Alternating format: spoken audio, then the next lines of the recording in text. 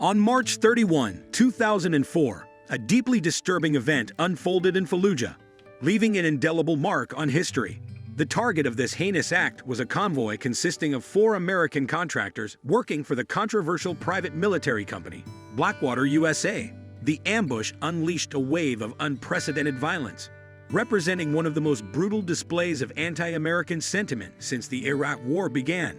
The deteriorating situation in the Fallujah region, known for its intense hostility towards American forces, had reached such a critical point that no American or Iraqi forces were able to respond to the attack on the civilian contractors employed by a company based in North Carolina.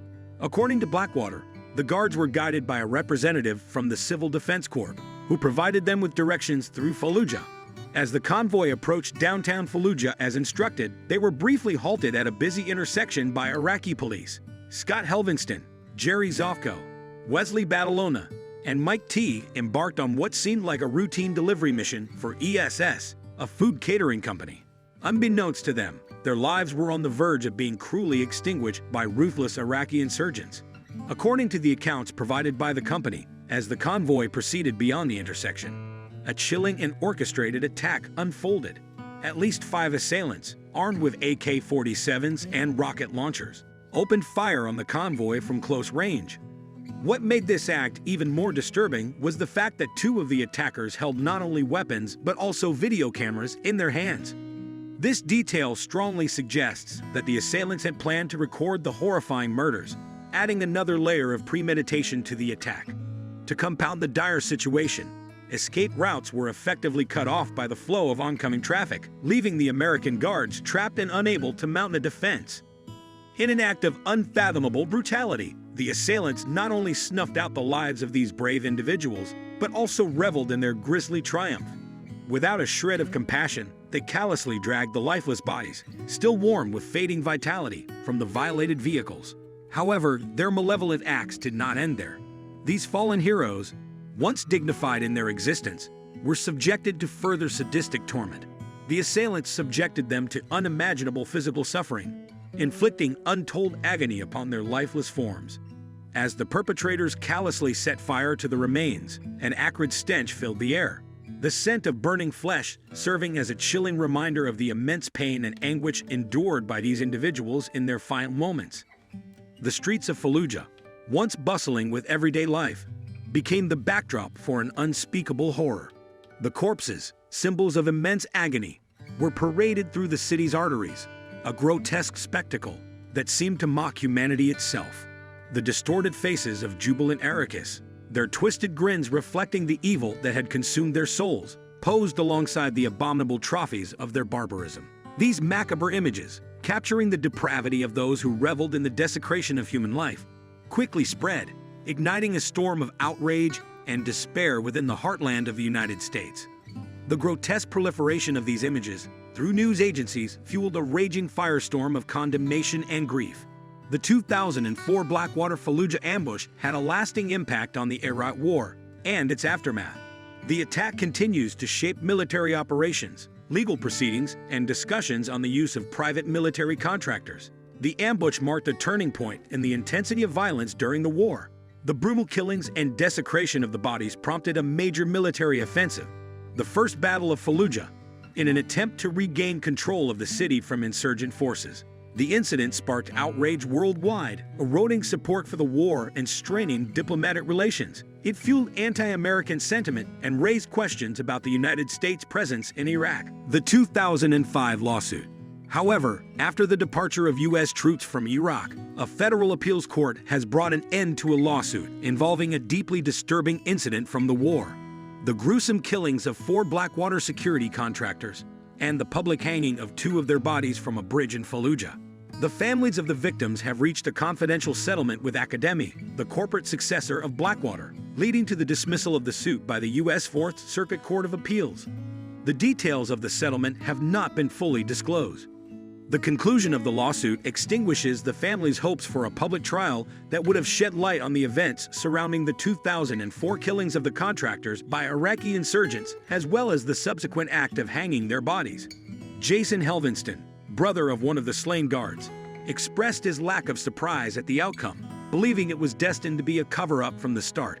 The haunting images of the incident spread worldwide and trigger a large-scale U.S. military response, culminating in intense street-to-street combat in Fallujah. While the settlement brings a sense of closure, Jason Helvenston voiced his frustration over the perceived injustice and evil perpetrated against his brother and the others, ultimately relying on faith for a sense of solace.